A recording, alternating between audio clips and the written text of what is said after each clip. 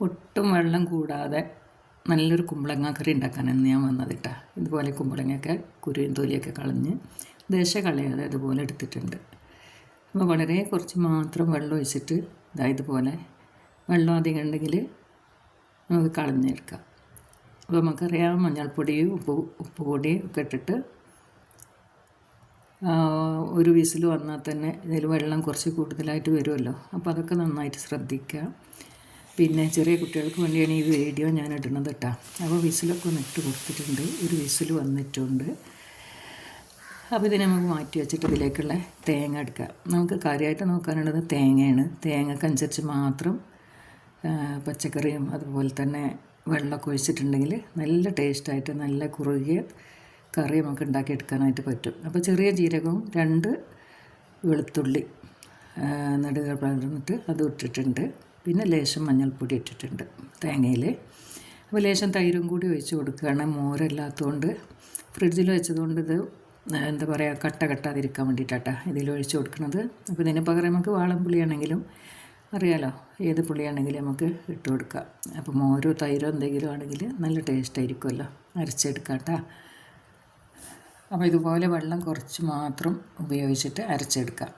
അപ്പോൾ ഇതാണ് മോരൊക്കെ ഒഴിച്ചിട്ട് അരക്കാനുള്ള കാരണം. ഇത് എന്താ പറയുക കൂടുതൽ വെള്ളമൊക്കെ ആകാതെ ടൈറ്റായിട്ട് നിൽക്കാൻ വേണ്ടിയിട്ടാണ്. അപ്പോൾ വിസിലൊക്കെ ഇവിടെ കളഞ്ഞിട്ടുണ്ട്.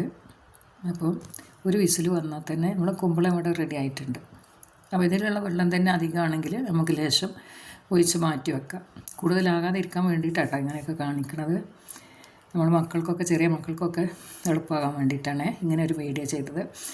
അപ്പോൾ ഇനി നമുക്ക് തേങ്ങ ഒഴിച്ച് കൊടുക്കാം.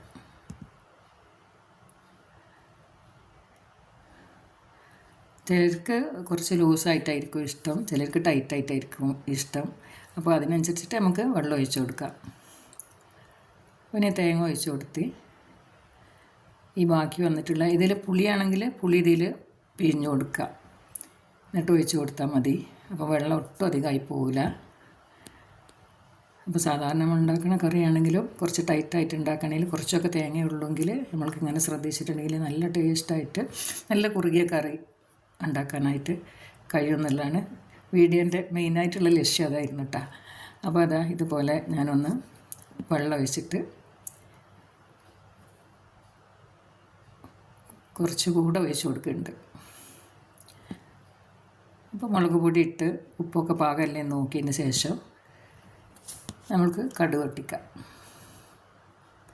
അപ്പോൾ പുളി കുറച്ച് കുറവായതുകൊണ്ട് തന്നെ കുറച്ചും കൂടി ഞാൻ തൈര് ഒഴിച്ച് കൊടുത്തിട്ടുണ്ട്.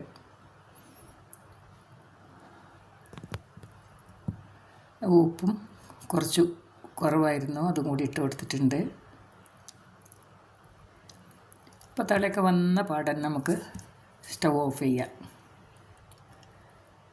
അപ്പോൾ ടേസ്റ്റായിട്ടുള്ള നമ്മളെ കുമ്പളങ്ങക്കറി ഇവിടെ റെഡി ആയിട്ടുണ്ട്.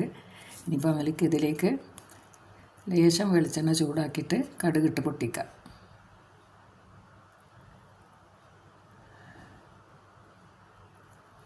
അപ്പോൾ പാനൊക്കെ ചൂടായി കടുകിട്ട് കൊടുക്കുകയാണ്. 2 വറ്റൽമുളക് മുറിച്ചിട്ടിട്ടുണ്ട്.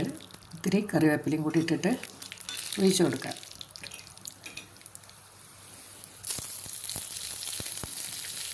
ലൈറ്റ് ഓഫായി.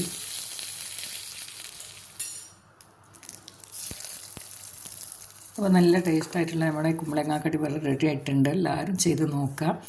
കൂടുതൽ വെള്ളത്തോടെയാണ് കറി വരണമെന്നുണ്ടെങ്കിൽ ഇതുപോലെ നോക്കി ശ്രദ്ധിച്ച് ചെയ്തിട്ടുണ്ടെങ്കിൽ നല്ല ടേസ്റ്റായിട്ട് നല്ല കുറുകിയ കുമ്പളങ്ങാക്കറിയോ കർമൂസക്കറിയോ എല്ലാം നമുക്ക് തയ്യാറാക്കാനായിട്ട് പറ്റും. എല്ലാവരും ഇതുപോലെ തന്നെ അല്ലേ ചെയ്യുക. കമൻറ്റ് ചെയ്യാൻ മറക്കരുത് കേട്ടോ.